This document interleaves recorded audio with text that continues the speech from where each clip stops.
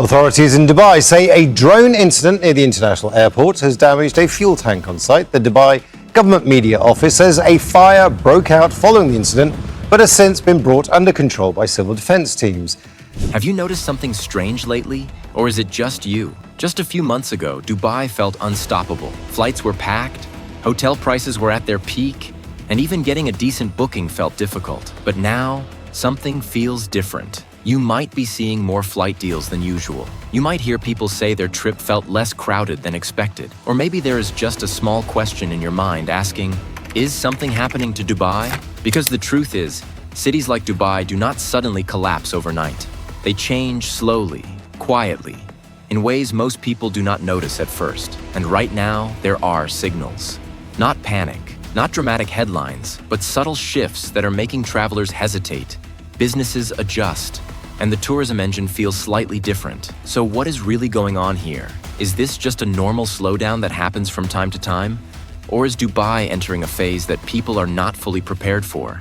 And more importantly, why is nobody talking about it clearly? In this video, we are going beyond the surface to break down what is actually happening using real patterns, real behavior changes, and a perspective most people are missing. But before we get into it, make sure to like this video and subscribe, because here we do not just follow headlines. We help you understand what is really happening behind them.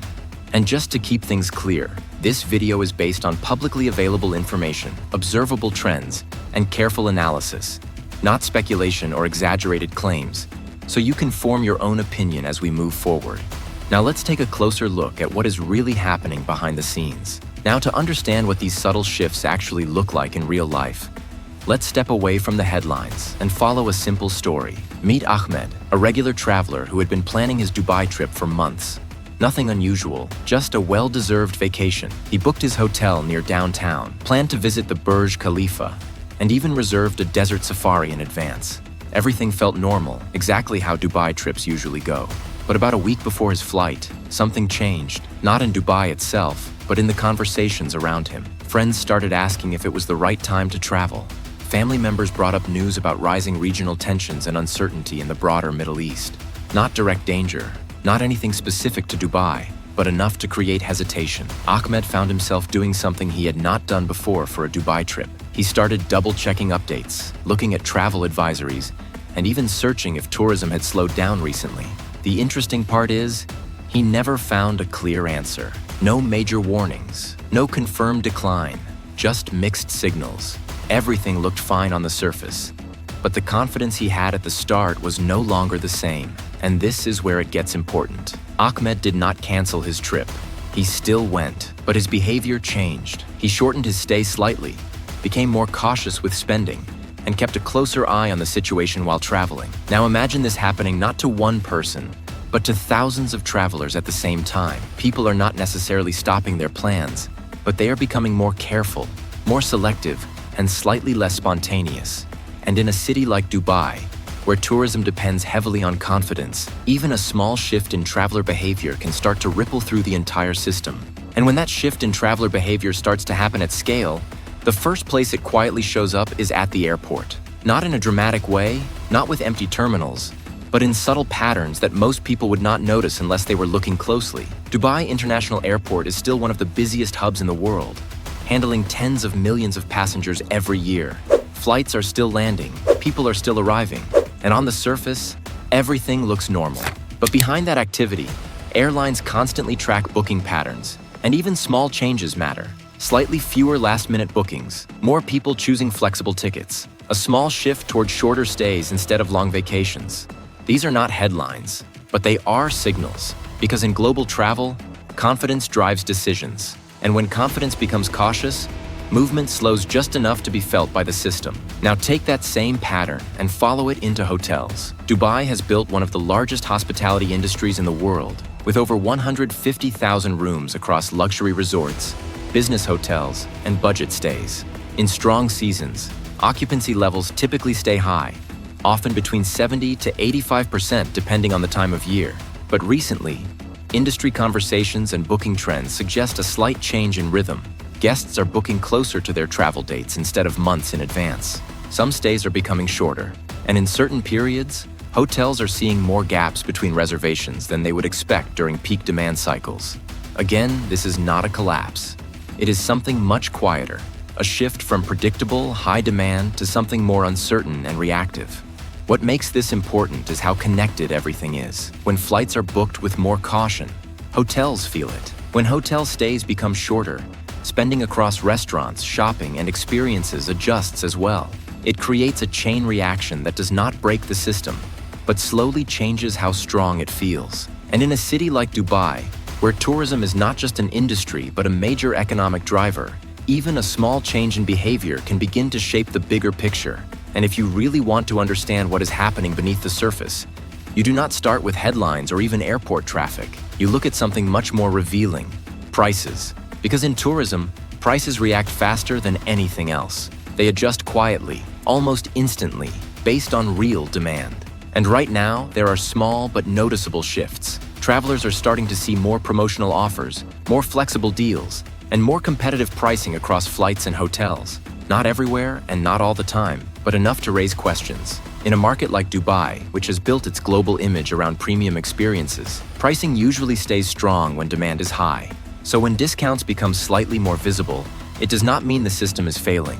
It means the system is adapting. Hotels, for example, are known to adjust their rates daily based on occupancy trends. If rooms are filling up quickly, prices go up. If bookings slow down, even slightly, pricing becomes more attractive to bring demand back in. The same logic applies to airlines. When seats are not filling at the expected pace, fares become more competitive. This is not unusual on its own. It is how the industry works. But when both flights and hotels begin to show this pattern at the same time, it starts to tell a bigger story. And here is why this matters.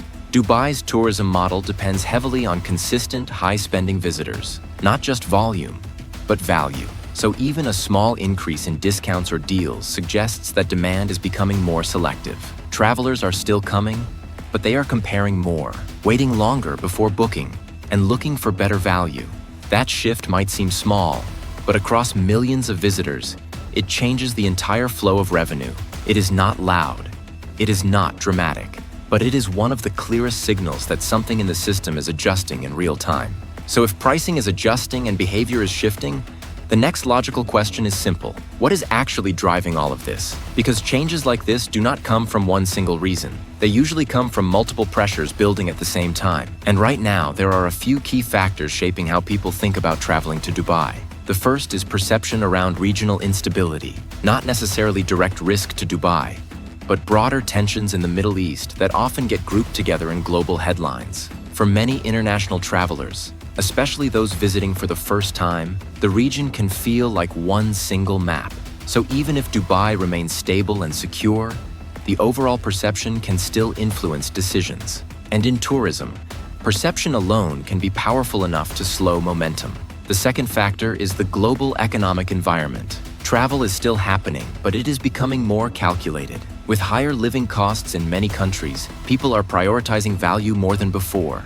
Instead of longer luxury stays, some travelers are choosing shorter trips or delaying plans altogether. Dubai, being a premium destination, naturally feels this shift more than budget locations. The third factor is rising competition. Dubai is no longer competing in a small space. Countries across the Middle East and beyond are investing heavily in tourism infrastructure, experiences, and global marketing. Saudi Arabia, for example, is opening up new destinations and attracting international attention. At the same time, Europe and parts of Asia have fully recovered in terms of tourism appeal. Travelers now have more choices than ever, and that naturally spreads demand across multiple destinations. And when you combine these factors together, something important starts to happen. It is not a drop, not a sudden decline, but a redistribution of attention.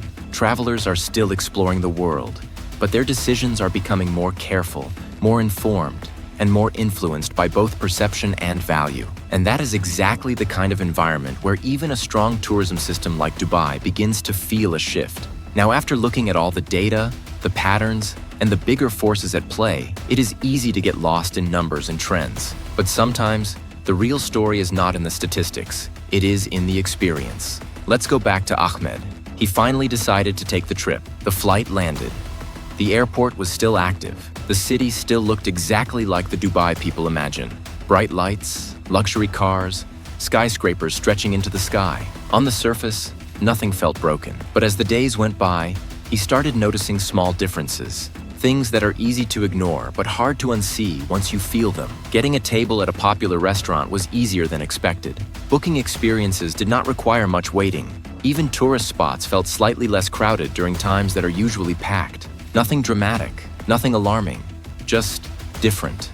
And that is what stayed with him the most. Not fear, not concern, but a quiet realization that something had shifted, even if it was not obvious to everyone. Because when a city built on constant energy begins to slow down, even slightly, the change is not loud. It is subtle. It is felt more than it is seen. And sometimes, those are the moments that matter the most. So where does all of this leave us? After looking at the patterns, the behavior shifts, and the bigger forces shaping travel decisions, one thing becomes clear. Dubai tourism is not collapsing. The airports are still active. Hotels are still operating. Millions of people are still visiting every year. But at the same time, the momentum does not feel as effortless as before. And that distinction matters, because what we are seeing right now is not a breakdown.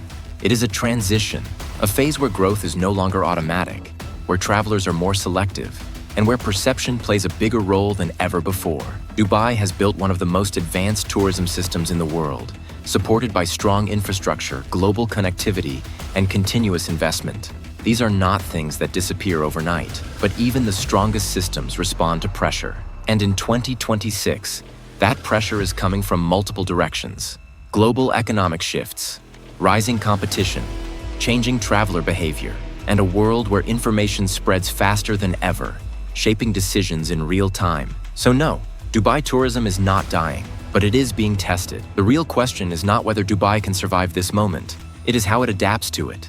Whether it can maintain its position in a world where travelers have more choices, more awareness, and more hesitation than ever before. Because the future of tourism will not be decided by one headline or one event. It will be shaped by millions of small decisions made by people like Ahmed to travel, or to wait, to spend, or to hold back, to choose Dubai, or to explore somewhere else. And that is where the real story begins. If you want to stay ahead of what is really happening in Dubai and beyond, make sure to subscribe, because the next video will take you even deeper into the realities shaping this region.